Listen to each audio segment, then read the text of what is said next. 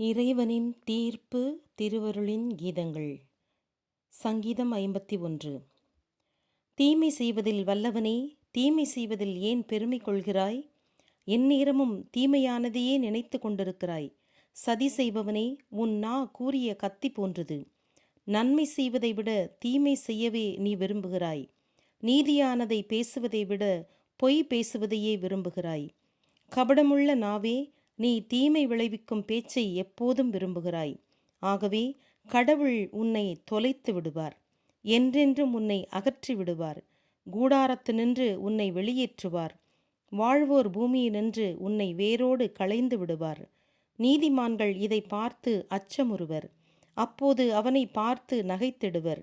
இதோ, கடவுளை தன் அடைக்கலமாக கொள்ளாத மனிதன், தனக்கிருந்த மிகுந்த செல்வத்தை நம்பி வாழ்ந்தவன், செய்த அக்கிரமத்தை குறித்து பெருமை பாராட்டியவன் என்று நகைப்பர். நானோ செழித்து வளரும் ஒலிவ மரத்தைப் போல் இறைவன் இல்லத்தில் விளங்குகிறேன். கடவுளுடைய இரக்கத்தை என்றென்றும் நம்பியுள்ளேன்.